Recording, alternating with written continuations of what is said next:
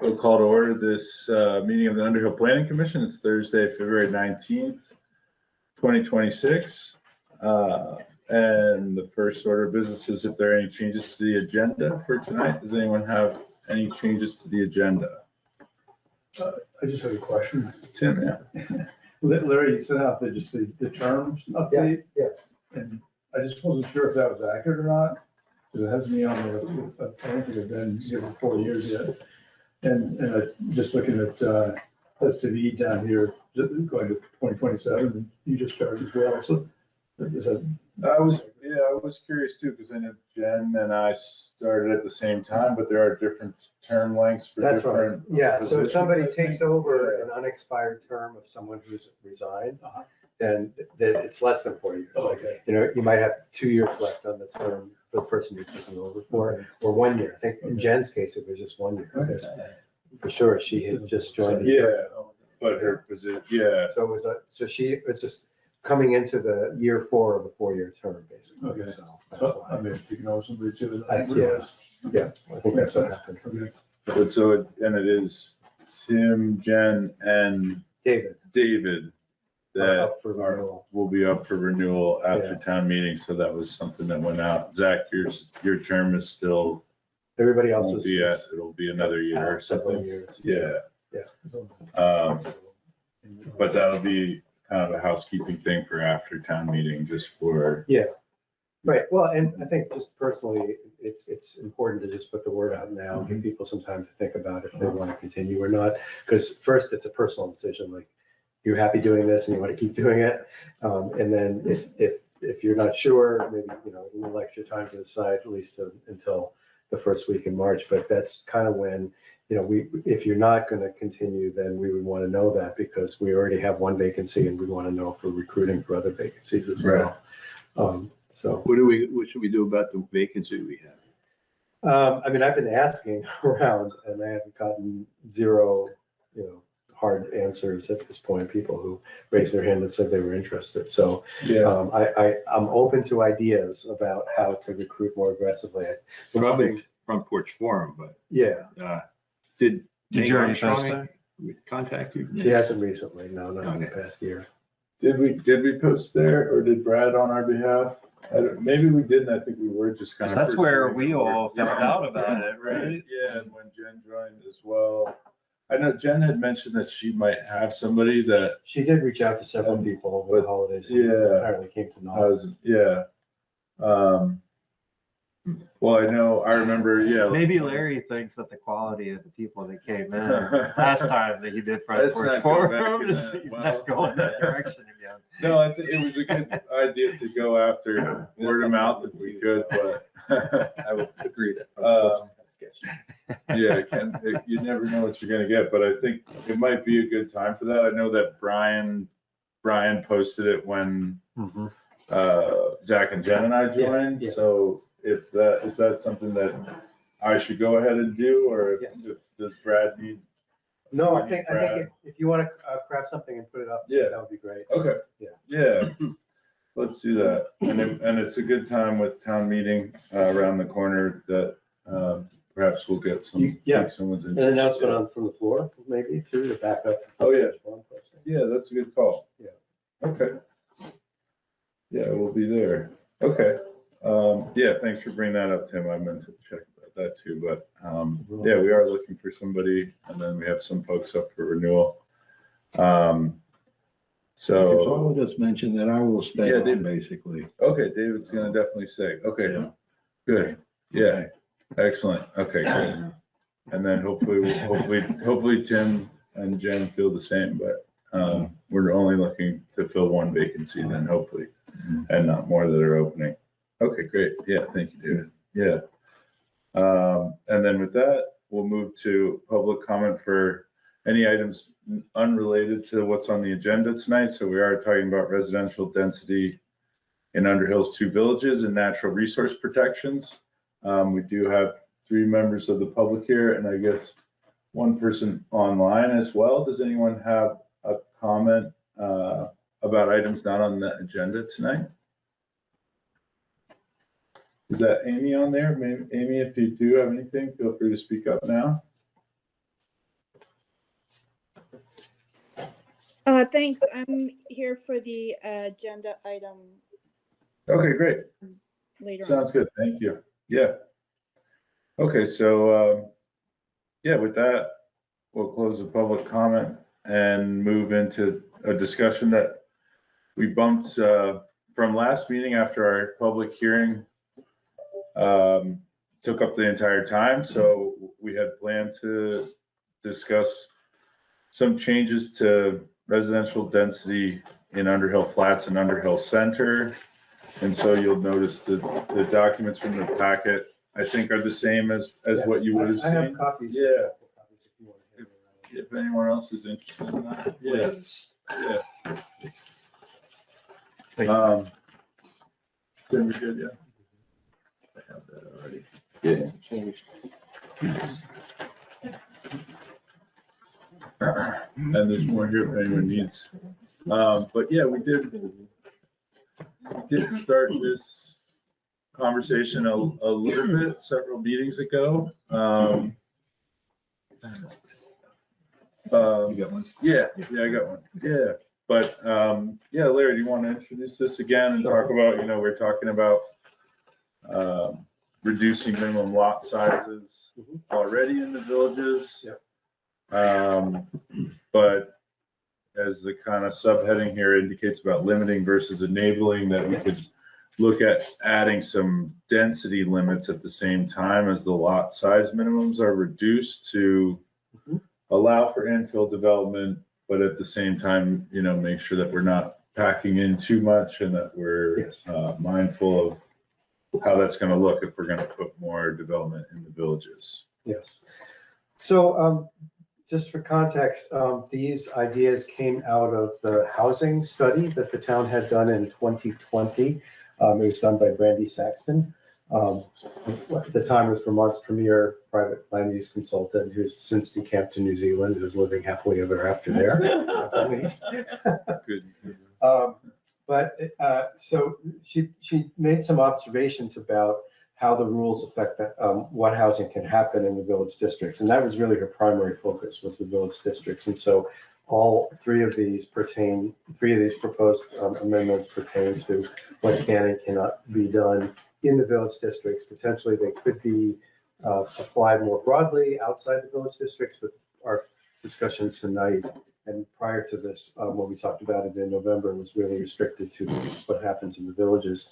And what we see now is, and currently we have multifamily dwellings are a conditional use in the two village districts. And the trend and policy focus, the direction of policy change at the state level is to take multifamily housing out of conditional use review and make it a permitted use where it's appropriate. So the state didn't tell towns you have to allow multifamily housing everywhere. It did say to towns you have to allow multifamily housing in any district served by municipal wastewater and municipal water service. You have to allow at least four units per lot in those districts. Now, Underhill doesn't have any such districts currently. Flats district already has a community water service, and there's conversation and movement towards introducing community wastewater service in the Underhill Flats district, but it's not available yet. So we're off the hook for now.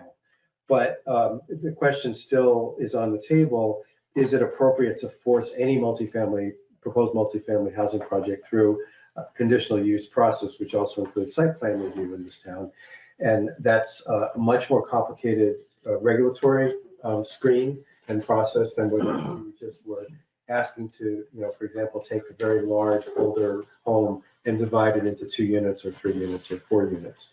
2 units is now you can do by right anywhere in Vermont, since the legislature eliminated single family zoning with Act 74.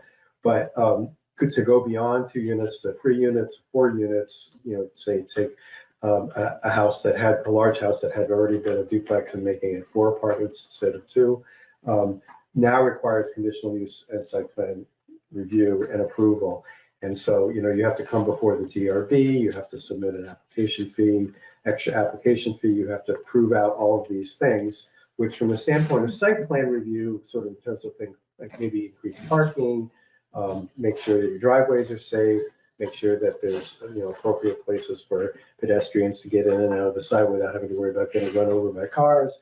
Those are all appropriate, but those are things that could be handled administratively as opposed to having to go through a hearing at the DRB. And the other thing about a hearing at the DRB is that it provides opportunities for neighbors who don't want more neighbors living next door to them to come out and object to something simply because they don't want more people living in their neighborhood. They don't want to see multifamily housing. And that's often creates a very difficult process. Whereas if someone can just come in and get a zoning permit, assuming that they have adequate septic and water service to accommodate the expanded number of units on their lot, and just get a zoning permit for that, it's a much simpler process. So these proposed changes are all connected to that idea. The first one would shift multifamily housing in both the Flats Village Center and the Underhill Center from a conditional use to a permitted use. So they would only have to come in and get a zoning permit. They would not have to go through conditional use and site plan review if this is adopted. And then with respect to the maximum number of units, right now, for the Underhill Flats Village, the maximum is 5 units per lot. And in the Underhill Center, the maximum is 3 units per lot. However, we'll get into this in the next item, but effectively in the Underhill Center Village, there's a hard stop of 2 dwellings per acre. So, those things are related to each other. They're not exactly the same, but what we're proposing in this first change is to change the maximum number of units per lot in Underhill Center from 3 units to 5 units. And so that there would be essentially, we would be going for the same density limits in both Underhill Flats Village and Underhill Center Village, if there's septic and water capacity to meet the increased number of units that would be put in on a lot by a property owner. And that's really the gist of the first change that's proposed. So what's the administrative process if it goes to permitted use? Basically, someone has to come in and get a zoning permit, and the zoning administrator would review the plans and make sure that there's enough parking, that make sure that the sewage and the septic capacity is sufficient for the number of units that are proposed. Make sure that if there's a addition to the building, any change or modification to the building, such as building a large addition, and that it conforms with all the other aspects of the town's land use regs. And then if it does, she would issue a permit. If it does not, she would deny it, but then the property owner would have the opportunity to appeal that denial to the DRB. And if the DRB reviews it and decides that it is in conformance with the rules, that they could grant that permit. So it's like a one person that should be equally, I guess, as experienced as like the DRB, a group of people, but they're just doing it like one-on-one at this table, checking things off, making sure everything's good. And then if it's all good, they stamp their thing on it and they go and start doing whatever. Right. And so with this, and yes, that's true. And then the zoning administrator must follow the same rules that the DRB follows. Right. And they're hired to represent the town and to issue the permits and to use their good judgment to do that. And a big difference is that again, if the zoning administrator, if the property owner disagrees with the zoning administrator's decision on the permit, they can appeal it to the DRB. If the DRB is the one making the decision, which is the case now with all multifamily having to go through conditional use review, then the property owner's recourse is to environmental court. Essentially, they sue the town because they don't like the DRB's decision, and they go to the court for relief. And that's a more difficult process. It can drag the application process into months, if not years, depending on the nature of what's being debated. And usually those settle out of court, but still it's, when you talk about hiring attorneys and court fees and multiple hearings, and in Burlington, it tends to be a big deal. But if somebody wants to do this, they have to get a site plan done by an engineer with all that, with the parking spelled out and the. I mean, it's gonna be more than a napkin drawing, right? What's that? It's gotta be more than like a napkin drawing, right? Oh yeah, no, it needs to be an engineer or site technician has to do the drawing with the parking, the curb Yeah. cut bigger or Setback from whatever. wells and all that. And the engineer knows all those regulations, and then you It's not unusual for people to hire an engineer or a site designer, a design build person and to help with them work through the application. But the town doesn't necessarily require that if it's just a zoning permit.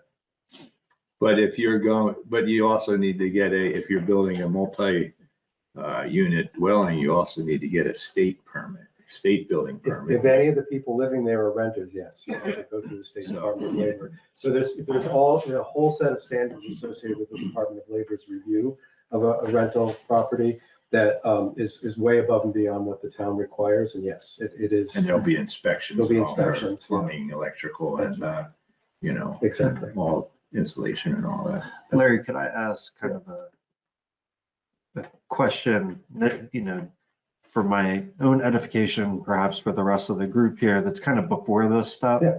All the properties in the flats and in Underhill Center, what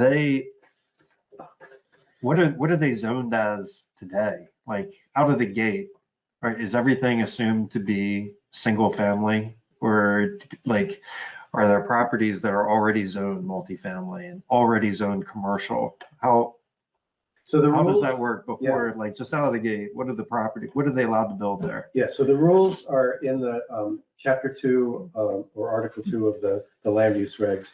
And there's tables in the front of each of those. There's just district by district breakdown of what the density and other is are.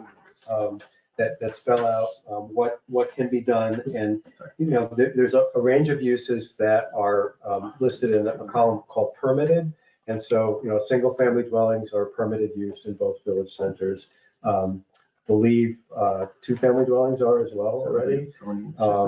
Daycare centers are permitted use. So, and then there's another column, like a little further on actually to be in the tables. Yeah. So table 2.3.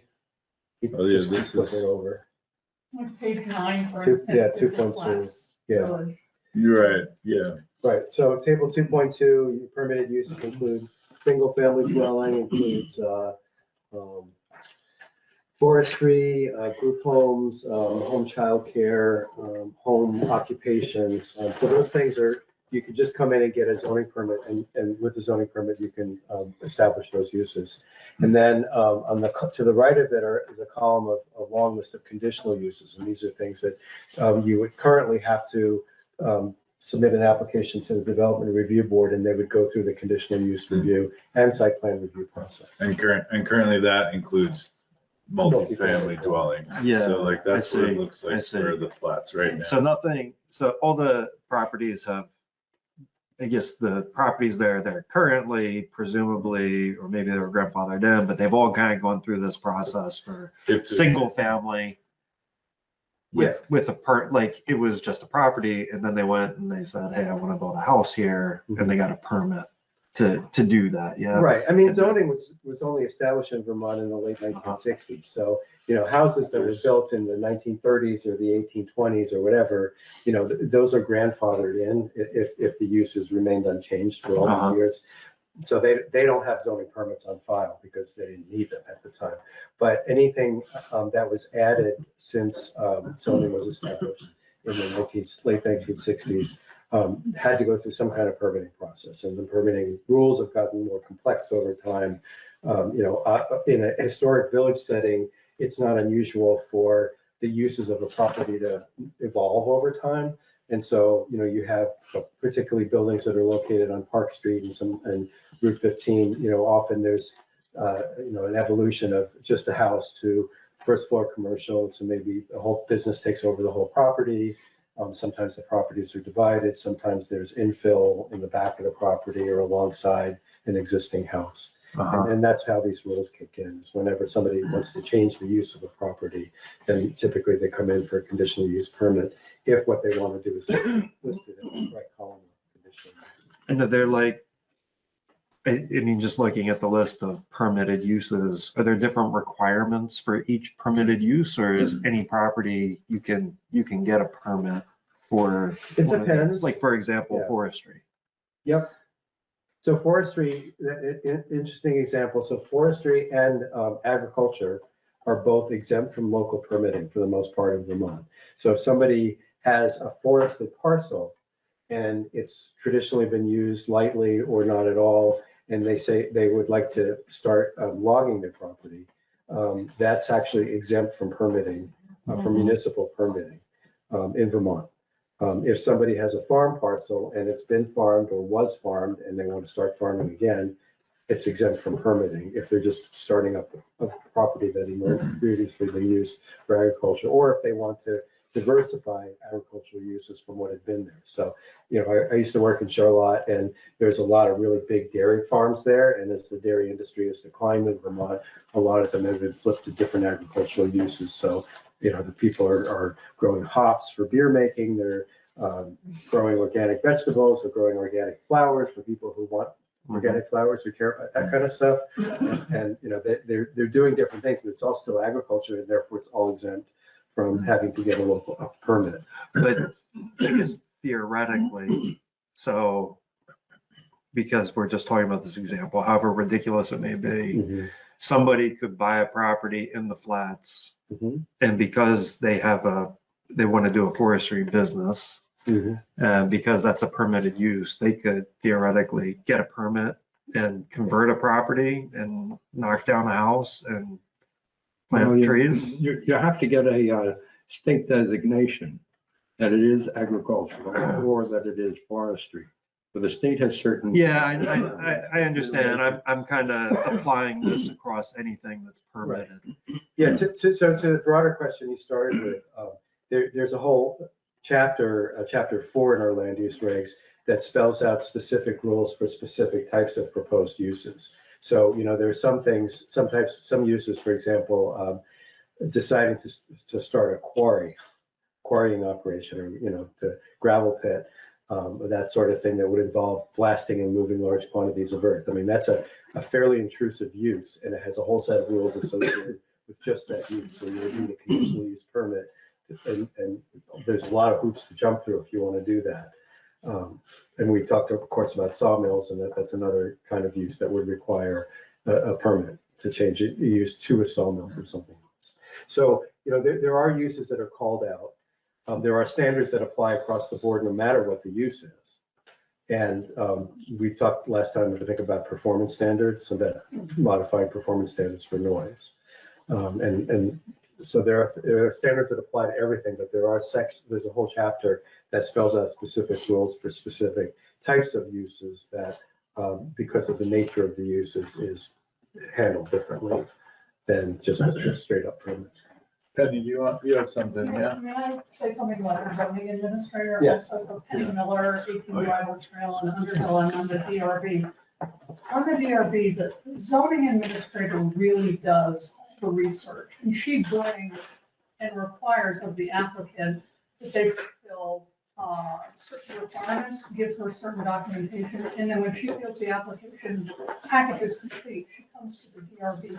We don't actually do any research on our own, so I would suspect then she would do that same research for a zoning permit on her own, whether she comes to the DRB or not. She gives us the information, and what the difference is for us is that it's a public hearing, and neighbors can come and let us know what they think about that, which doesn't happen if they can just have a permit. The zoning administrator can give them a permit. Also, we have the ability to require extra information if we're concerned. So she does look at those Agency of Natural Resources maps to look and see, are there any wetlands nearby? You know, she'll look at the wetlands layer. I think that we ought to, I don't know what the right word would be for, maybe codify what layers a zoning administrator should look at to make sure that everything is caught relative to our regulations. But she will look at all of that for a zoning permit or to give us the package. Right, and there are things that permit applications that come to the zoning administrator that she will just say, no, you can't do this. You know, and that too is appealable, but you know, an important part of the zoning administrator's job is to educate property owners on what they can do. And if they come in with an idea about something they want to do, and it's not possible under the rules to do that, she will suggest alternatives or different approaches if there are any. Sometimes there aren't. But, I think part of the zoning administrator's job is to interpret what the rules mean and to explain it to people so that they're, because often they're difficult to understand if you don't work with this stuff every day. And also to, get to yes, or get to a path to yes, if there is a path to yes. But she also, is pretty clear with people who say, well, I absolutely feel like I have the right to do this, and I'm going to do it no matter what, to make it clear what the consequences of doing that would be. Because, she's also an enforcement officer for the land use regs. And so if somebody builds something without a permit that would not otherwise be allowed, she can and will fine them. She'll write a notice of violation and proceed to represent the town in that process as it's resolved. And that happens. Yeah. Sorry, were you done? Sorry, I didn't want to if you were still going. No, well, just to be clear though, anything that is listed as permitted, we're saying, and that any property within these zones, if it has a P, that means that property can be used for that use and someone can get a permit to do that. If their project meets all the rules. Yeah, there's still, just because it has the P doesn't mean. Right, but there's no town discussion. There there's is no- the zoning administrator reviewing it and applying. But there's no, but what we're talking about moving away from is any sort of like community Public process. feeling Yeah. about this, Perhaps, yeah. where we would be eliminating Right, Yeah, by saying that it's permitted. yes. it does. Yeah, and effectively it would do that. But if somebody came and presented something as a permitted use and then the zoning administrator identified it as, Well, yeah, but that's Not just allowed. following a set of rules. That doesn't Right. necessarily. but yeah, your understanding. But so is we'd be correct. saying that every property throughout The flats in the flats center. and would the be center could be, multifamily. built to multifamily. Yeah, If there's water and septic capacity, and if the proposed bill is in keeping with all the other rules. So those are big ifs. And as David Edson pointed out in a recent meeting, just the septic fields, because they overlap a lot, and also there's the well fields, the well shields, really restrict a lot of what could be built, because lots are small and the septic shield and the water clearance around the wells overlap on a lot of properties. So that will preclude, unless and until there's a water system in the Underhill Center, that will preclude a lot of the kinds of multifamily development that people might want to do. That said, there definitely are lots, especially in the outer edges of the existing village districts, that are big enough to accommodate additional housing, if it's done carefully, and if people, again, either they have the septic capacity or they're willing to build a new septic system to accommodate the number of units. And of course, it's the state that regulates the rules around septic capacity and how many gallons of treatment you need for each bedroom in a unit. That the state sets the rules and issues the permits for that. So, if you're a property owner and you want to convert a large older home in the Flats district to a quadplex, for example, 4-unit apartments, then, probably the septic for that house was not sized large enough when the original permit was issued. But if you're willing to invest the money to hire an engineer and to come in with a design for a new or expanded septic system, and you go to the state and the state issues a permit for a 4-unit septic capacity, then you come to the town and you can say, hey, I got my septic permit. And with this rule change, you could go up to 4 units without going through a conditional use review. So all of my questions are kind of like angling toward master planning. If every property could be purchased for forestry use, and all the houses could be knocked down and people could plant trees, that would be absolutely Theoretically. counterproductive for the purposes of what we're doing. So what I'm wondering is there anything, or every property could be used for multi-unit housing. Yeah. So are there any like requirements or criteria that say that is not possible to do that? We can't have more than X number of this type of thing. We have to have this many commercial properties within the downtown. We have to have, we have to allow up to this many, forestry applications or this many multi-use. It's kind of like I think what you're getting at. a weird scenario, but is there a master plan Yes, that there says we have, Like BlackRock comes in and Like, buys up every lot. like Rips out every house. Yeah. Well, communist organization. Well, I mean, I came from Houston where there was no planning and you could do whatever you want. And what I'm seeing here is like, not exactly, but a little bit, right? Private property rights. Could you at least The like, private owner has a right to do should we certain consider things. like, maybe PS Yeah. on this? Cause I look at like, two dwelling family, office space, bed and breakfast. I mean, the likelihood of somebody potentially putting 5 units on a property is probably for commercial use, AKA bed and breakfast or long-term rental. So if we did like PS, like all these other ones, that at least kind of like Yeah. automatically requires Site plan a review. higher degree of a site plan review versus just somebody with a napkin. I mean, I just worry about somebody coming in.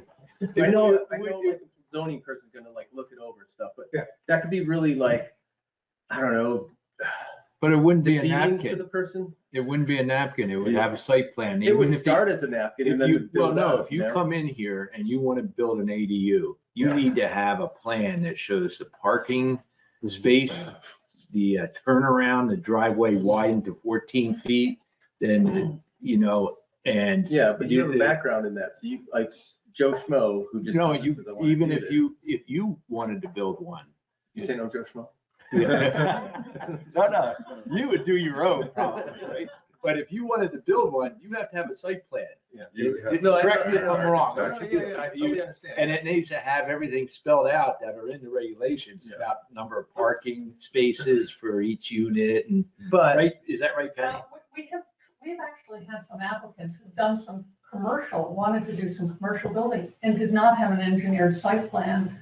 And we had a woman a couple years before that the hearing kept getting continued because we kept asking her for things that were engineering requirements. And she kept drawing it up and giving it to us herself. Yeah. And that was acceptable? no, it's just, that's what I'm saying, like, instead of having people waste But it their wasn't. time, like not getting through, if you Yeah, just yeah. put it on there, you're like, do it. Doesn't say engineering plans. And actually, this first woman said, if you guys had just told me, I would, and I think the zoning administrator needs to set the tone for that, but it never actually says engineering plans, but we need engineering plans to be able to figure everything out and make sure it's So I think right. putting PS at least kind of like, I don't know, formally, I don't know. Set an expectation. Yeah, a little higher than just permitted. What does the S mean? What's the S? It means This is permitted with significance. site plan review. Yeah, I'm glad. Well, you- the zoning administrator will do the site plan review. That's what they Well, you do. hope, but if you put it like that, then right? If you come in to get the permit, she'll tell you that you need to have a site plan. But in Penny's case, the person kept coming back with a napkin, so. Yeah, but that wouldn't, she But it wouldn't get didn't- past her. I know, but it's just wasting the zoning person's time and their time, and everyone's frustrated, like, Yeah, you know. well, Yeah. you gotta be a clear gap. from the beginning. Hey, man, Right, if it says that you need a site plan, the site plan requirements say you have to have. I mean, that's a good idea. I'm Yeah. all for that, just to clarify it. That's a even gap. further. Yeah. I mean, it's on the From option. a DRB perspective, if I could just say something about the wording, the language Yeah. here, that I had a little bit of a hard time with. Yes. This is just your explanation, so I don't know if really numbers are only going to be changed in this, or there's going to be text, but this was confusing to me. You have 6 dwellings per acre in the flat, so I believe what you really need is 6 multifamily dwelling units, not 6 dwellings per acre. Yeah, we have- Because that's a subdivision, that Right. would imply to be single-family dwellings. And we actually probably have used up all of our large land parcels right now, but we have had Phil Jacobs Phil Jacobs is the village center, that's off Underhill Flats, and then we had our recent Harvest Crossing. So those were larger lots of land that were subdivided, and that does require DRB review. If somebody brings in, says, we want to put several single-family homes on this lot, then it has to be divided up. Unless you're saying, Larry, that you could put 6 single-family homes on a lot, but you're saying dwelling units, meaning. Yeah, we had confused over this. Yeah, what the definition of dwelling is under the regs, because it's, I think Larry can say, I thought but we were it's supposed to not. use a real life example, I'm still waiting for an example so we can get this clarified. It doesn't mean individual structures. Right there. Right there. Dwelling On the unit map. can be a building or part of a building. Yeah. So. Part of a building. right, Yeah. It can be a building or a part of dwelling. a building. Yeah, I mean, typically, the Yeah, pattern when yeah. someone's proposing increasing the housing on a lot from something that's already there, it is on a single undivided piece of land. So you're talking about, 3 or 4 apartments, maybe spread between 2 buildings, like from the example in the handout, Right, where it's all remains under common ownership. But, one of the units is probably owner occupied, and then the rest of them are rented. Consider the red brick building, that's like 5 or 6 units. isn't it? right. Yeah. But the The brick DRB house. would get snagged Yeah. on this issue because it is called under table 2, it's dwelling, attached accessory, dwelling, single Yes. family, dwelling, Yes. 2-family, dwelling, multifamily. Yes. So if you say add 6 dwellings, you can have up to 6 dwellings, somebody could come in with, if they had the room, Mhm. 6 dwellings to go on Phil Jacobs' land, and it doesn't need to be subdivided, it just needs a site plan. So I really think that you need to watch the language if you're Yeah. putting in text. that it's Definitely. 6. Yeah, definitional clarity is really good. Yeah. And I just want to say to the earlier point about, what's the process when somebody walks in the door with a project idea? I mean, I think you try to walk a fine line between 2 extremes. So one extreme is the town has such stringent requirements, whether it's for site plan review or for subdivisions or whatever, where somebody has to spend $25,000 in engineering costs before they walk in the door with an idea. Versus someone just coming in at the back of a napkin plan that has really not been thought through, and where they expect the town to do all the heavy lifting to design their project for them and answer all the key questions that are going to come up during the review process. I think the best approach is to say we don't require somebody to spend $25,000 to bring a project to the town and get feedback on whether it's feasible or not.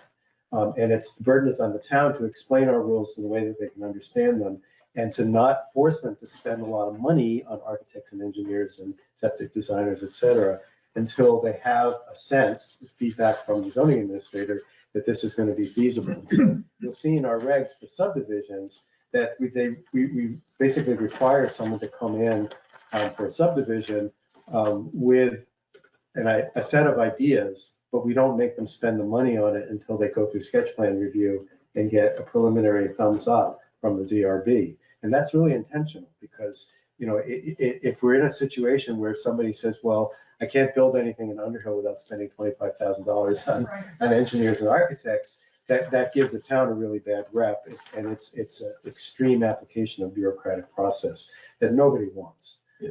But we also do want projects to be well planned and thoughtful. And so by encouraging everyone, even when they're at the idea stage, to just come in and talk with us and have the zoning administrator take a look with them, sort of walk through the regs and say, here's what's required for that type of project in this district in Underhill, then they can walk out and say, okay, now I know what I have to do, and maybe I'll do it, and maybe I won't, but at least I know what's expected of me, and I won't be spending money on things that aren't going to be required at that And to stage. that point, site plan review is a development review board review. If you're required to have site plan review, it will be a public hearing. So even PS is. falls Yeah. under that? Yes. That's Now, how it, it doesn't mean that, I don't know how it could be put in the regulation somehow. I don't know, Larry, that for multifamily housing, you must present an engineered site plan to the zoning administrator? I don't know. Mhm. Maybe, but site plan review is a development review board process. Yeah, and it's interesting, and it's good that that came up, because the way it is in the table now, all two-family homes all have the PS designation. So if we're gonna make this change to multifamily, it makes sense to me at least that they should all be PS or all VP between duplexes and Yeah. multifamily. And the duplex, Yeah. requiring site plan review for duplexes is against the law. Yeah, right. So we have to change that anyway, or it is. We do The have to P, change it. yeah, so we might want to do that Mhm. at the same time here too, but I want to be mindful of the time, because we have a few minutes more for this, and we've really only gotten through the first half of it or so. But it's good, no, it's good, and the general kind of conversation about, Well, the latter What half of the makes year a was still permitted wide use? open, so we could just keep. yeah, I wonder- we're gonna be doing something. I got one more thing to say about. Yeah, please, yeah. Wonder if we should put together a checklist, or does the zoning administrator already have a checklist? Yeah, well, that's what I was curious too, and looking up the way that it permitted use in the definitions. Now it reads as an allowed use within a zoning district, which requires the issuance of a zoning permit by the zoning administrator, and depending on the type of use, site plan approval from the development review board, section 5.3. See also conditional use. So yeah, it might be. But that implies that you only need a site plan if you're going to the DRB, not Right. coming into. Right. And we So didn't have a ZA for like 2 Yeah, years. so that was How was that tough. being handled? Yeah. Brad Holden was the acting superintendent. Yeah, Brad was doing it. Yeah. So when Brad's on vacation for a few months, who does it? Like, who's the next person? The town pretty much has to designate an acting ZA in that situation. And to your point, or question about checklists, I actually have not spent any time looking at the zoning permit application in Underhill. When I worked in Charlotte, I spent a lot of time with it, and we revised it extensively because we wanted the application to serve as a checklist. Like, basically, you just go through it and yes, it has this, yes, we have that, no, we don't have that, okay, we're gonna fix that. So you would know by the time you got to the bottom of the application, exactly where you fit in terms of the requirements. Yeah, so it definitely, I think we want to have a transparent process, and we don't want to make it unnecessarily dense or bureaucratic for people who, would not want to spend more money on a project until they know what they're getting into. And also be really clear with people about what they have to do for a given type of project on a given piece of land. So, we depend on having a zoning administrator in place who is sophisticated enough to explain that stuff to people without getting into the weeds and make it really clear, but also is, welcoming of projects that aren't maybe fully cooked when the person walks in the door to talk about it, but, encouraging people like here you got like A through F covered, but G through L needs some work, and here's what you need to do. And when you got those things addressed, come back and see me again, and we'll talk. That's what I think we should strive for, to being transparent in that way. So interesting ideas about site plan, like you say, or like a mini site plan review, or paper review, like a desktop review that we could require without requiring somebody to come to the DRB. It's a good question. I hadn't thought about that. Yeah. That makes sense, yeah. Okay, so Yeah. are we ready to move on to the next one? I think maybe we should, just because I'm guessing that some of the public we have is interested more in the natural resource protections, but I think it's been good conversation and that we should come back to this, but perhaps we'll move on to that for now. So do you want to continue with this one, or wait, or just postpone the rest? I think we should postpone the rest of it and move to the natural resources talk. Okay. Does everyone feel okay about that? I mean, I don't want to cut it off if we have some good steam on this, but I was eager to get into that too, Larry, but. Yeah, okay. But I do think, I think we should come back to that paragraph you just read and modify Yeah, it yeah, to that's make it clear what you need before you even. right. What Start the permitted use? process.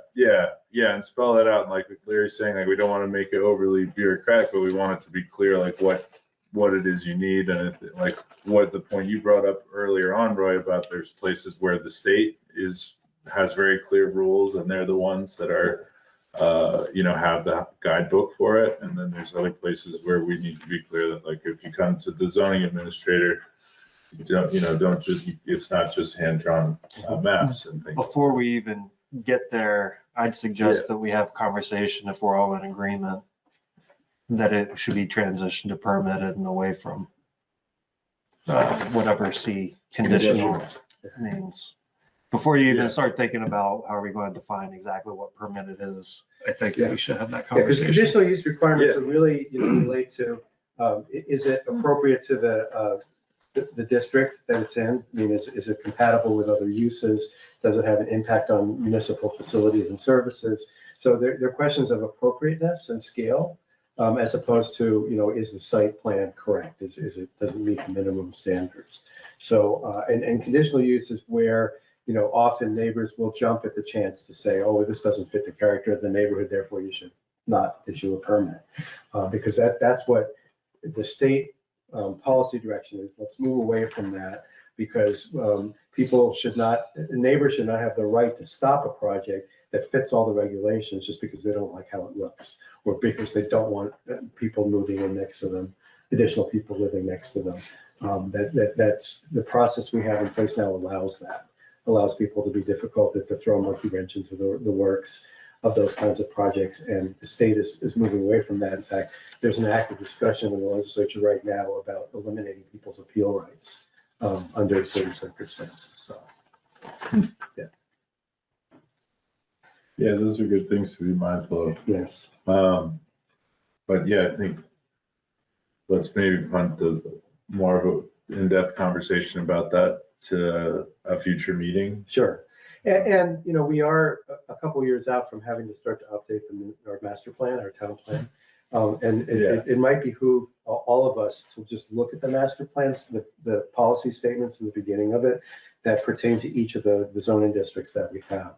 To your point about, like, what's the overall plan here? It's like, what's the policy for the Underhill Flats district? What's the policy for the Central Village? What's the policy for the Mount Mansfield Scenic District, et cetera? Because we all should be versed in those things, in those policies, because those are supposed to guide how we shape the regulations, because the regulations are designed to implement those policies. And if we ever find a disconnect between the rules for a specific district and what the master plan, the municipal plan says that district is all about, we should address that, because, as Penny pointed out, the DRB is just interpreting the rules that we have. And if the rules are contradict what's in the municipal plan for that district, those policies, then there's a problem. Because then someone could appeal the DRB's decision and say, well, your municipal plan says I can do this. But the rules as applied say I can't do this. Like, oops, that doesn't work. Well, most of the language in the plan avoids the word shall and uses the word may. So we protected ourselves pretty much from that sort of a situation, I think, when it was written up. Yeah. More affirmative, more affirmative than may. Shall is. Oh yeah, shall Yeah. means shall. It shall be. You will do this. Yeah. But You've got flexibility depending on the situation and whether it's working out that way or not, or creating more problems than it should be, or whatever. Yeah. Leaving a little discretion. Leaving a lot When discretion. it makes sense. Yeah, where it makes sense. But yeah, and that's actually, to your question before, like, that document is where it says more deliberately, like, that BlackRock shall not come in and turn town into a tree farm and those kind of things. But hopefully that but yeah, as Larry's saying, like, we're going to be moving to revising that soon. And so there might be places where we want to get more descriptive and exacting with those points. Right, and this municipal planning grant project that we got funded, yay.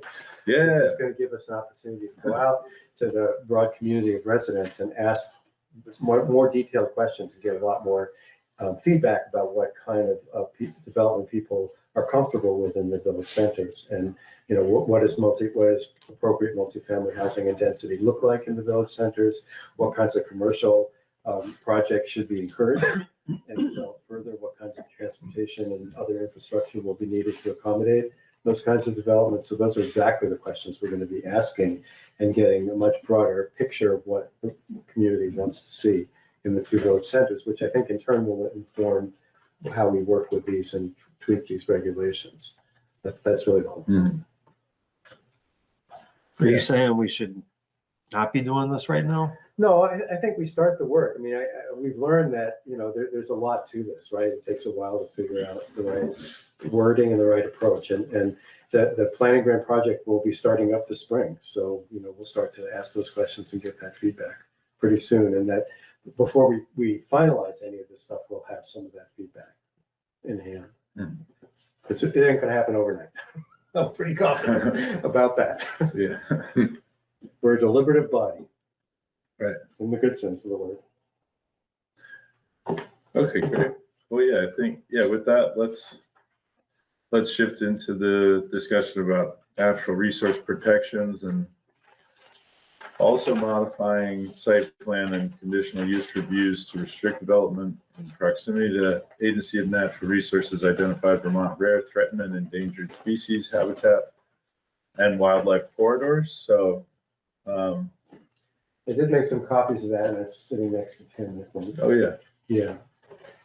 So, at least two of our community participants here were part of the natural resource inventory work that the town commissioned and completed with the help of Arrowwood Environmental, I believe it was. And part of that was to do a really deep dive into looking at each of the natural ecosystems that exist in the town. And I try to sort them, first of all, where are they? What's their importance relative to the landscape? And what types of protections might be worthwhile to pursue should the town decide to strengthen the rules that we already have in place to require the consideration of natural resource impacts for various kinds of development. Is that your preference? Yeah. So we had a great presentation. I think it was actually a year ago in February, 2025. There's two of them. There you go. Which included Share. the ANR biologist, Jens Hilke. And he kind of walked us through with slideshow that highlighted the various natural resource inventory pieces that were done in that study. And then there was some recommendations at the end, and I'm oversimplifying here, but essentially he suggested, I think the study suggested, that the resources identified kind of fell into primary focuses for further conservation or protection, and then sort of secondary resources that had their own value, but were perhaps not as important to take action to further protect than they already are. And then from that, I produced a chart, which I didn't share this time around, but the last time we had talked about it, I think most recently in, I want to say May or June. We went through the chart and we looked at the various recommendations that were made. And I pulled out two areas, or we pulled out two areas because we did talk about it at that time, that I had suggested for where I thought that our regulations were perhaps lacking in protection. And so I feel like, as I went through the regulations as they stand now, it seemed like there was some fairly strong language in the subdivision rules that when the DRB is proposing to permit a carving up undeveloped land into housing lots, that they have to look at a number of different natural resource criteria. And typically, they will work with the town staff to pull up the ANR maps so that you can look at things like wetlands and forest habitat. You can look at wildlife crossings, rare, threatened, and endangered species, successional habitats. I mean, there's a whole range of different criteria that are typically used by the DRB when they're looking at potential subdivision. And the developer is often asked to respond, especially in terms of where they place the housing lots, to avoid or mitigate impacts on those resources that have been identified through the subdivision process. But when I looked at where there might be opportunities to further apply those standards, I realized that when someone's coming in to intensify a use on a parcel, AKA conditional use approval to change the use from something less intensive to more intensive, that also could be an opportunity to look at natural resource impacts. And the same thing for site plan reviews. And so the proposed language I put before you essentially applies those standards for evaluating natural resources to conditional use reviews and to site plan reviews. That I don't think has been done before. It may have been done on a case-by-case basis when the zoning administrator sits down with an applicant and talks about different ways that they could get their needs met in terms of what they want to do with a conditional use project or a project requiring site plan review for both. But it's optional now, and it kind of depends on what the project is and whether we have a ZA who's clued into those things and is conversant with the ANR maps and some of the questions that are being asked. And the one thing I did, David, you'll be happy to hear this, when I was drafting this language is David brought up the point that the ANR maps with respect to showing areas where there are rare, threatened, and endangered species don't distinguish between species that are common in other parts of the country and other parts of New England versus species that are rare, threatened, and endangered in Vermont. And so you'll see that the language specifically says that limits habitat for species that are rare, threatened, and endangered in Vermont. So if you have a species that is very common and widespread in the rest of New England, but happens not to be in Vermont, then we would look at that. But it's not a criteria for telling someone they can't do a project. That's not what it says, though. I mean, when you say rare, so-and-so in Vermont. Yes.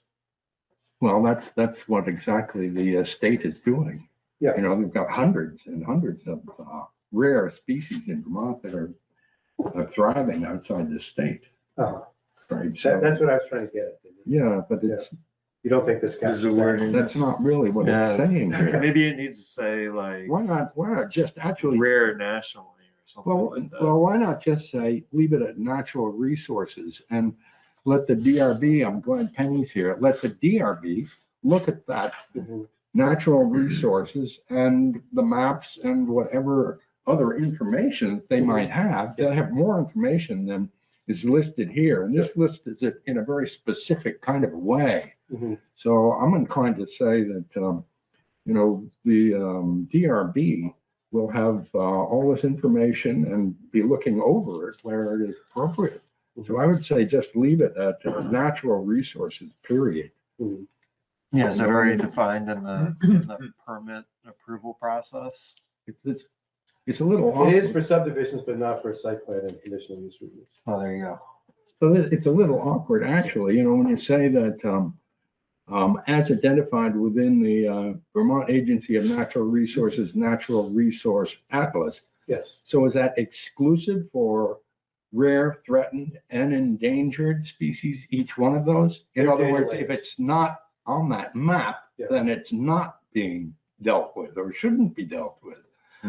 No, I don't think that's the case, really. Yeah, that's so, not what you're saying, or no, what means to say. So for regulatory clarity, I think it's important to have a standard that is going to be always there as a reference, and that changes over time, that gets updated over time. The Arrowwood survey, the Natural Resource Inventory, was a point-in-time survey, and species and the nature of distribution of species changes over time.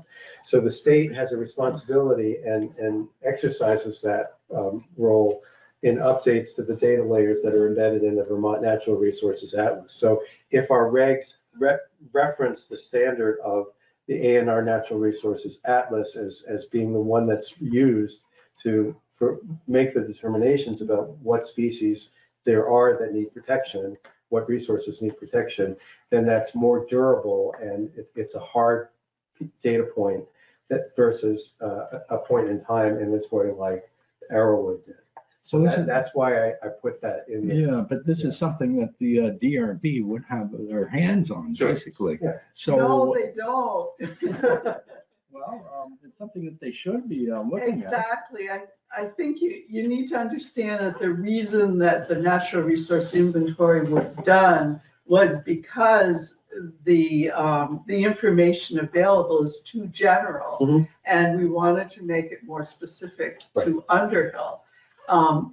I take issue with referencing what the ANR Atlas has because they don't even identify connectivity in the way that we're thinking about it, connected forest blocks and that kind of thing. It's not on the atlas, but it is in our inventory maps. And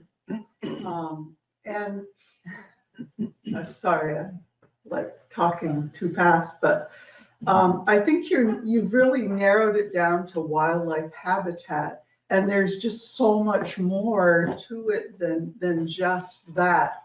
And when you're describing it, I think people are thinking that wildlife habitat, that term really encompasses everything you're imagining, but it doesn't really. And especially if you're saying wildlife habitat as it relates to these rare, threatened, endangered species, that isn't all we're trying to do.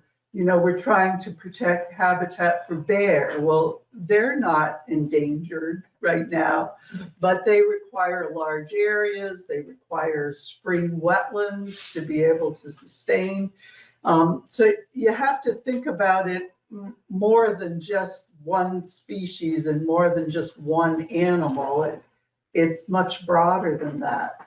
I agree that referencing something within the Agency of Natural Resources is really important because that is going to be what you can rely on in the future. But at this point, the language that's here doesn't match what they have in their ANR Atlas. That's all I wanted to say. Well, Sandy, you're also working on, I think, an overlay map of the sort to cover the information that you're talking about. You're working on one, Dave? No, I think, I thought He's got a lot. I thought Sandy was working on that. Sort of Yeah, the Arrowwood map, Arrowwood townwide. Yeah. That's finished. We have the maps. Yeah. They are on the Arrowwood site. Yeah. What hasn't been done is that the DRB or this group take those maps and incorporate the important information into the maps we have in the town plan or that the DRB is using, because they aren't right now. So the if thing somebody is that came, Well, okay, we don't have an overlay at this particular time. When that comes available, basically, you know, whether that should be a regulation or an advisory will be a big question. And I mean, having an overlay for a regulatory purpose, just saying, okay, you can't do anything here, there, and so on. You know, it's going to be, we just have to look at all of it very carefully. so if somebody comes in for a subdivision and they, you know, they have to delineate where the wetlands are, you hire a wetlands expert. So are we leaving these decisions about habitat up to the zoning administrator and the DRB to sort out the information, or do they need to get, or does the applicant need to get a consultant to do that also? So the TRB has the authority to, if they feel like there's questions about, if they have questions when they're looking at a subdivision proposal about the extent of wetlands on the ground, or, you know, how would this affect habitat connectivity for certain kinds of wildlife? Because, you know, it's rumored or it's known that there are wildlife crossings that go through the property. They can actually require the applicant to hire a wildlife biologist or a wetland specialist and do an on-the-ground evaluation and report back to the TRB with the results of that, and the applicant has to pay for that. But absent that, it's the job of the zoning administrator supporting the DRB pre-application or pre-hearing to actually open up the ANR Natural Resources Atlas online and drill right down to the site level and look at what the data, turn on each data layer in turn and say, what are the extent of the known wetlands? What are the extent of the mature forest habitat? What are the primary resource issues. And ANR has updated their natural resource atlas in recent years to identify what they call critical habitat areas. And so you can start at a region-wide basis and drill right down to the property level and see, does this property include what are considered critical habitat areas for a variety of species. And there are certainly large tracts of land that have habitat, but not all of it gets the critical habitat designation. So it's the job of the staff to help work with the applicant to prepare a project and bring the DRB the information. What exactly are the natural resources that are affected by this project? And then it's the DRB's job to evaluate that. And then if they feel like more detailed studies are needed by a specialist, or if they feel that they need to direct the applicant to reorient the proposed development to mitigate or avoid impacts on natural resources, that's within their prerogative in doing their subdivision approval. I think Amy's trying to say something. Yes, yeah, Amy, please, let us know your thoughts.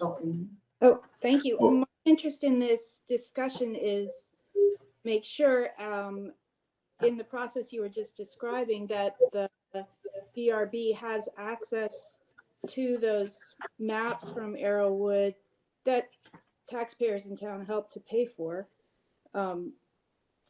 and that their report and the subcommittees on mapping and inventories, that their work is applied and used in this process.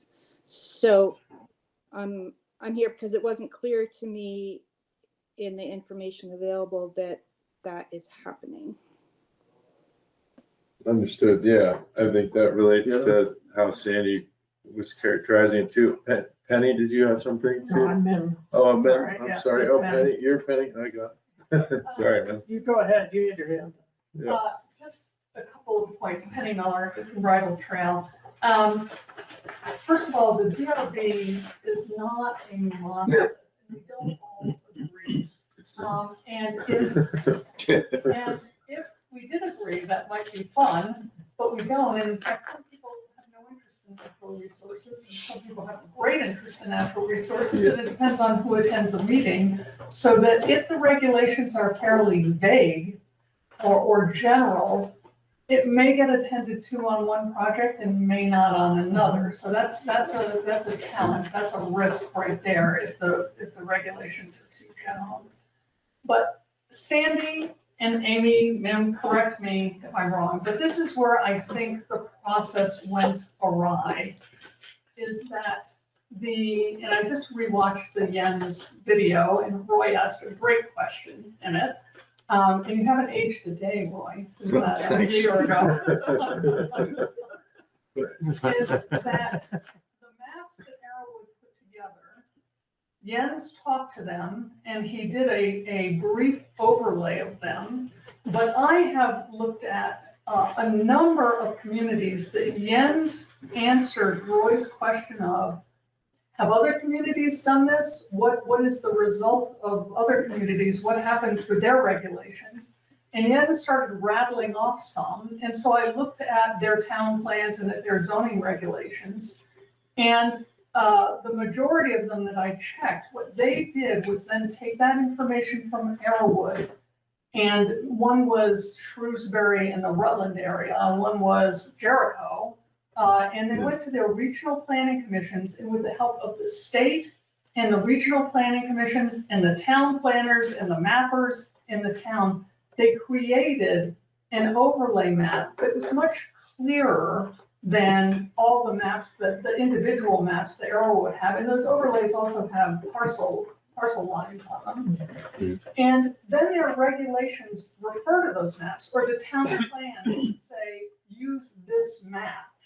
And the maps will be updated, I assume, as things maybe don't change that radically in 10 years, but maybe every 10 years they'll try and update the map. But point being, the regulations then address the map, and the regulations, and I will give them to Larry, I think I have maybe 3 or 4 towns here, of how they address these maps. And some were really specific, as in one of the priority areas for Jericho was the S1, S2, S3 Natural community. natural communities. And another one, another priority was vernal pools. And so they said, with regards to these, and they defined S1, S2, and they talked about the Arrowwood report, and they talked about these maps, and they talked in the zoning regs. Some towns did it in the town plan. They talked about the mapping and inventory. But they talked about what it means for the environment, what it means for the community, and they said, then one town, for instance, what Jericho says is, if you are going to build near a vernal pool, there's a 100-foot buffer. That's just the way it is. You have to be 100 feet away. We prefer it to be 600 feet away because that's the life area of the vernal pool. But if you want to build in between the 600 and 100, you can, but you have to go to the DRB for conditional use review, and the DRB should apply these requirements to it. It should be as far as it can be. The development should be grouped and yada yada. And so they specifically refer to these particulars that Arrowwood defined, and then they have a map. Other towns did it a little more generally. None of them say you can't build. They say they give more guidance to the DRB, and they say if it's this S1, S2, S3 natural community, for instance. Now, if you just end up saying to the DRB, natural resources, pay attention to natural resources, you might want to look at that. We don't know what to do.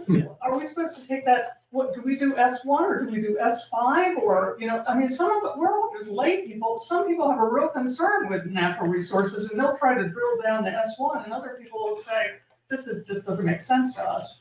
So I personally think it should be taken to that next step, and how different towns did it are different, and maybe you can find out how they did it. In Jericho, it was the Conservation Commission, which was very active, worked with the Planning Commission, worked with regional planning, worked with Jens, and they put this together. We didn't go to that next step. Our committee dissolved. It was just a temporary committee to get it through the process of that report, and then it just lay dormant now. It needs to go, I think, to the next step. And that's my opinion.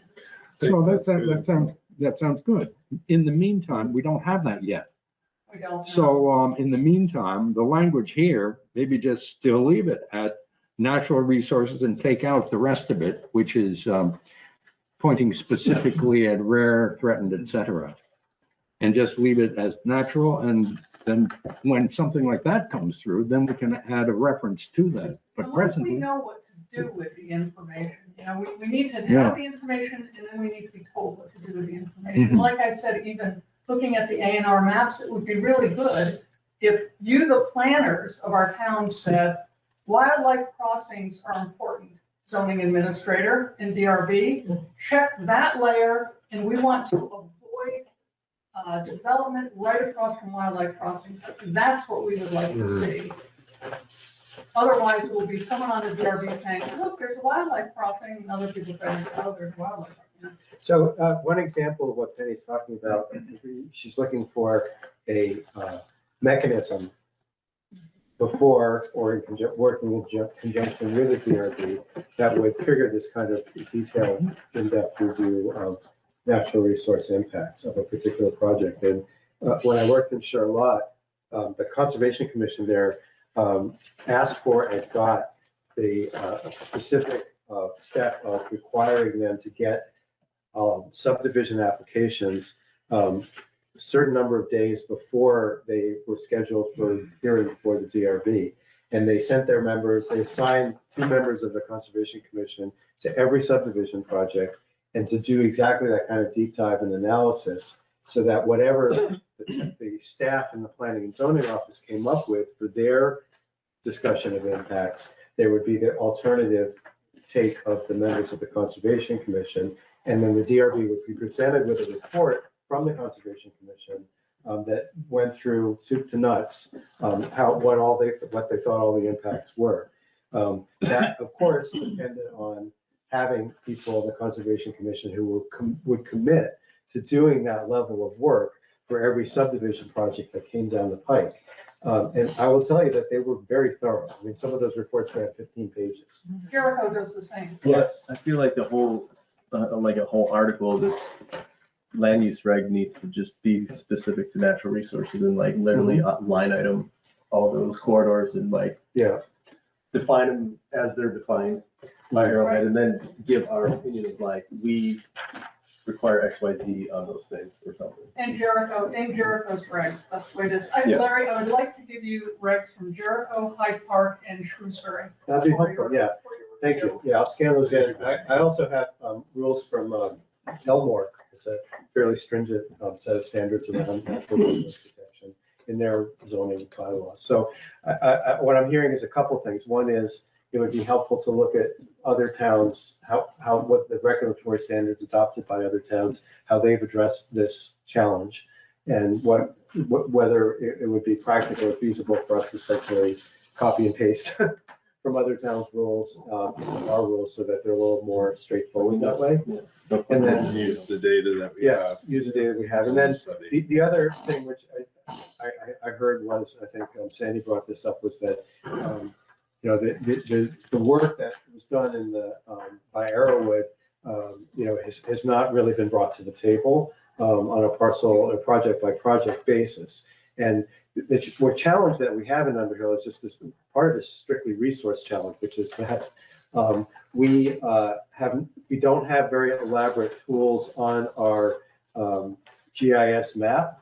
When you call it up online, there's the number of layers that you can turn on and off is very limited. And in order to beef up that capacity to the Underhill map, we actually would have to pay Chittenden County Regional Planning Commission for the cost of doing that, of bringing on additional layers and updating them frequently enough so that we could trust the data is up to date and recent. So for example, to take all the GIS data that Arrowwood developed during the natural resource inventory and to bring that onto the Underhill town map, in a way you can click on the layers and clearly see how it applies at the parcel level, which is what you need to make intelligent decisions. I don't know what the cost would be, but we're probably talking at least $8,000 to $10,000. And then we have to pay to maintain that, because right now we're on the budget plan for paying CCRPC. What they do is gratis for the town, but towns that have more elaborate maps, Charlotte being one of them, pay more for that, bringing all that data in, because it's a lot of data to bring in and to maintain. So I'm not arguing against it. I'm just saying that it's a budgetary consideration. Like the town would have to figure out what it would cost to bring in the data layers that we want, and then put it in the budget, the town budget that gets put to the voters. So it's too late for that this year, but it's certainly something we can look into. But in the interim, like, can't we at least like use the Arrow? I mean, Arrowhead has the map available. Like, why can't we just utilize the tool as it is in the interim? Can we do it at the parcel? Sandy, do you have a pop-up? Yeah, I'm pretty sure you can pick a parcel. I believe when we looked at it, Well, right now it's, you can zoom in, but on their maps, we don't have the parcel layer. I thought there was So- a line later on there for the parcels, but It would It's been a while. require just putting those together. So. this is all their map. I boldly said what I thought the process should be and challenging you folks that we need to get a map. But maybe Sandy has a whole different idea. She was the chair of the Well, we have to, No, I agree with you. We just, 5 years was enough for us on this temporary committee, right? Arrowhead overlaid their map or our map onto their map. yeah, that's something to find out. Yeah, I mean, I think anything's available at a cost, and I'm not the person to ask about how difficult that would be, because I don't do GIS stuff, but. with AI, anywhere you could probably get an AI bot to literally do it. Jeff's got GIS. We don't Pick it up. You could. I know some people I can, see what they can figure out, and maybe something happens quickly. That'll be nice. Now, Did you- how then did you accurate have- are oh, yeah. these maps actually? You need verification on the ground. That's these what things. Arrowwood did. Yeah. They have the data. Yeah. They Regards visited with Underhill, parcels. Yeah. they have done that in Underhill, yeah, okay. We've got a few minutes left, but Mim and then I was- Amy, if you have something else Yeah, I was afterwards. just going to point you at a resource that I think is, you don't have to pay for, and that's Vermont Natural Resources Council, which is a group of people that have a lot of different points of view, and they work with towns to preserve natural resources. It might be worth checking them out to see if they could help you or have an idea of how you can get through this, because this is pretty specifically what they do, is work with towns to. Well, I thought mostly they were a lobbying organization down in Montpelier. They do that too. They have a whole, Yeah. they have a really great website, section of their website that's just about land use planning. Yeah, It's trying to promote best practices yeah, to preserve natural resources, Yeah. and I have it bookmarked on my browser. yeah, that and would I be can worth share that. checking out. Yeah. Yeah.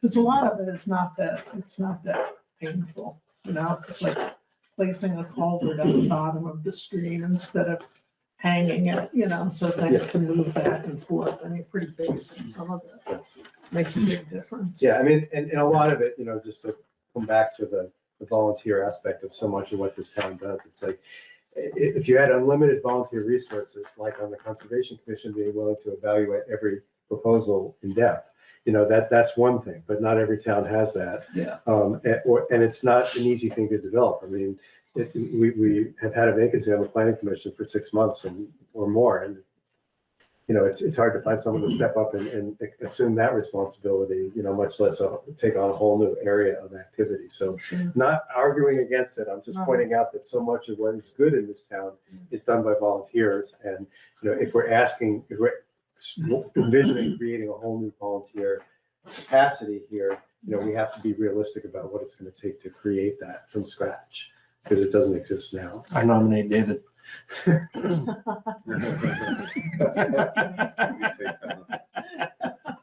No matter what we do, we have to come up with a policy to change the bylaws, and it has to go through the process, correct? of Yeah. course. So this is a long term. I think so. Yeah, we're not ready to move this ahead tonight. Though I think, I get where Larry was going, that this, pointing to ANR was a place where it could be like, they're going to develop and evolve that list. And that the Arrowwood study was perhaps imperfect as a moment in time thing, but it is a great set of data that we have right now. And I think we should go back and look at incorporating it into some changes like this in a more deliberate way. And there might be some places that we should point to the state for identifying those, but yeah, that we're not just trying to protect, every rare and threatened, but that it's, I've got a barred owl that's outside my window every day and it's not necessarily threatened, but we want to see, those kinds of species be able to continue to thrive. Can I suggest just Yeah. one more thing, if you wanted to make it more specific to the Arrowwood thing? If you use the term primary conservation areas in relation to our significant habitats or whatever, then I think it would reference some of the work that Jens was talking about and be more specific to what this group really wants to try to protect. Primary conservation areas. Yeah, thank you, Sandy. That was the language in the Arrowwood study, because that's how they sorted the different recommendations. So the more important ones were sorted as primary conservation priorities. Cool. Okay. Well, yeah, I think, we're not gonna move anything quite ahead tonight, but. Sorry. No, we're glad that we've had some good, public involvement in the last two, and,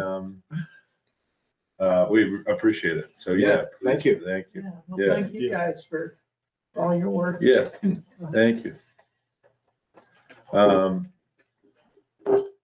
I think with that, then, there's no other points, then we just have to approve the minutes from the public hearing, which I think, we're good, because Roy was not here, but we have, or Zach was online. I was too. there. So we can, Yes, we can. approve the meeting minutes from February 6th, was it February 5th, Yes. 2026? And Penny gave me one correction. Oh, yeah. Which I. Good. Yeah. Yeah, there was a lot said in that one, so thanks for checking it over closely. Yeah, thank you. Yeah. Yeah, so Penny's correction was at the bottom of page 1 under, it was at the beginning of the public hearing, and we were talking about minimum off-street parking requirements for residential units, proposing to drop it from 2 to 1 spaces per unit. And Penny clarified that when she spoke, suggesting that we increase minimum parking, it was her personal opinion. She wasn't speaking as a member of the DRB. Did I get that right? Right, I just don't want That's anybody to important, the same thing. think about it as a DRP request. Yes. Sure, thank you. Okay. Thank you very much, folks. Yes. So we See ya. got, yeah, take care. Thank you for coming. So yeah, there's that, there's one change to those minutes about the proposed changes to minimum off-street parking requirements. Did anyone else have anything? David, anything missing in the minutes from last meeting? No, okay. There was a lot of stuff in there. Yeah. But yeah, it got wrapped up well. I think that was good. I'll make a motion that we approve the February 5th, 2026 minutes with that change. Is there a second? Second. Tim will second it. And all those in favor of approving the minutes? Aye. And opposed? None.